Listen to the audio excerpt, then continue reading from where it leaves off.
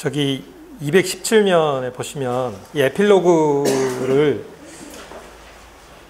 에필로그랑 이 앞에 있는 내용하고 조금 차이라고 할 수 있는지 모르겠는데 좀 이 저자의 이 호슬리 교수의 강도가 좀 차이가 있는 것 같아요.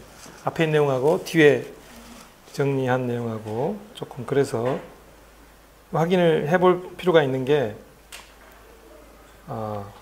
아까도 제가 이렇게 얘기했습니다만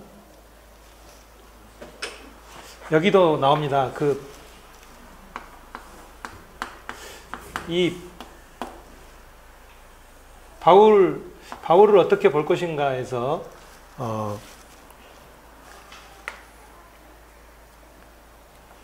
결국은 그냥 단편하게 보면은 이제 제국주의로 이제 건너가는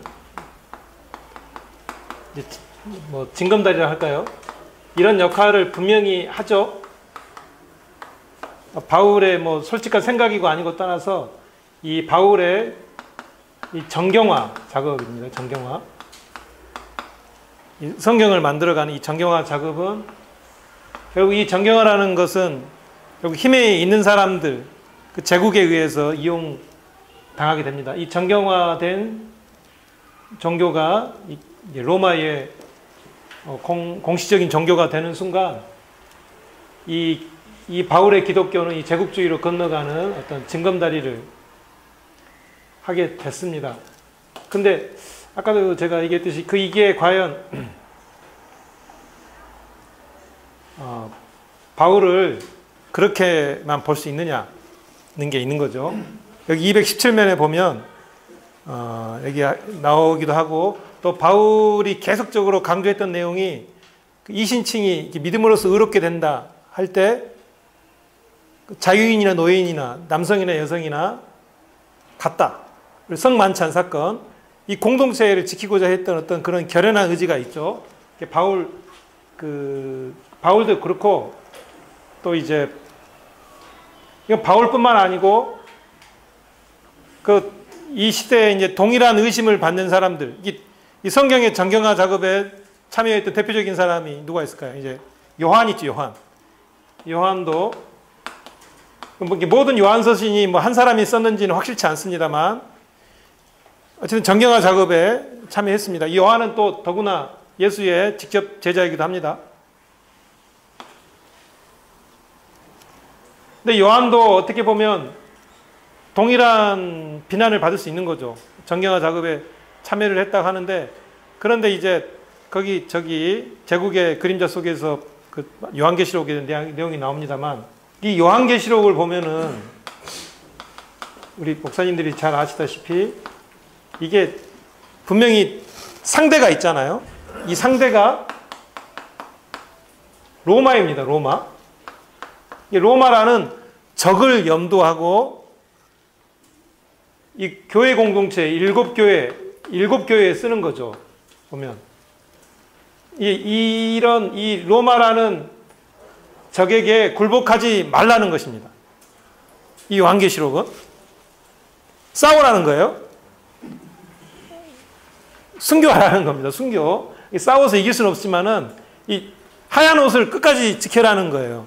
이게 뭐 이상한 놈들 계속 나와서 니들 괴롭히겠지만 견디면은 결국 뭐 어떻게 뭐 잘 풀릴 것이다. 이 얘기죠. 그러니까 이제 바울이나 요한의 이 사람들을 그냥 쉽게 싸구려로 넘길 수는 없어요. 바울의 정신은 어쨌든 바울의 가장 핵심은 모두가 동일하다는 거거든요. 힘있는 사람이나 거기 이방인, 유대인 할 때 여기서 이방인은 기본적으로 로마 사람들을 언급했을 가능성이 높습니다. 이게 로마 사람이나 아니나 아니면 저기 뭐 다른 동네 사람이나 아니나 다 똑같다는 거예요.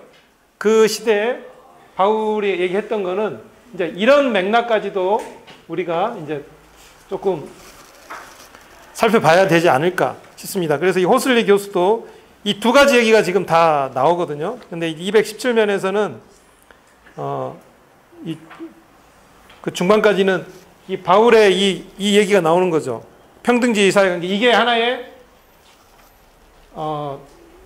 대안적 공동체가 되는 거죠. 계속적으로 나오는 겁니다. 이 대안적 공동체, 평등한,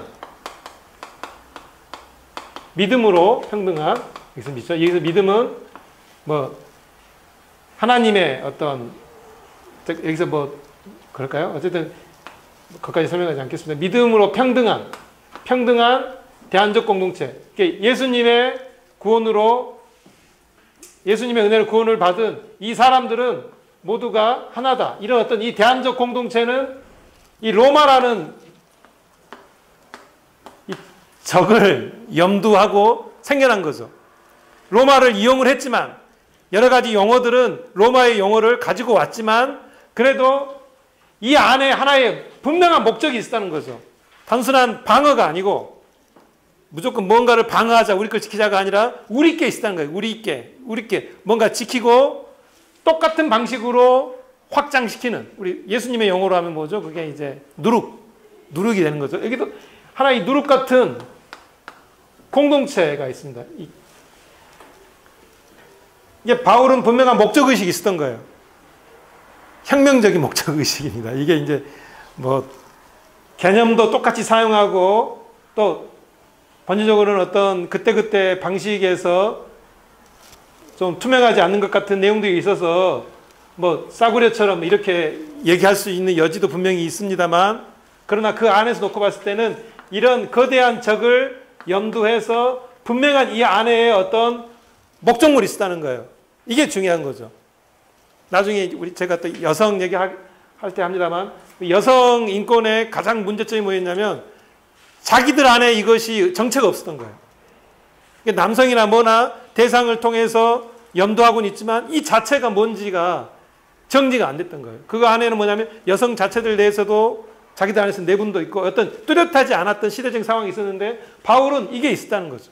이 안에 물론 십자가의 구원이나 예수님의 그 정신이 있었지만, 예수님의 정신 하나 가지고는 안 되죠. 그 다음에 어쨌든 이 공동체라는 거, 이 예수님 안에 구원의 공동체, 교회라는 어떤 분명한 개념이 있었다는 게 중요하겠습니다.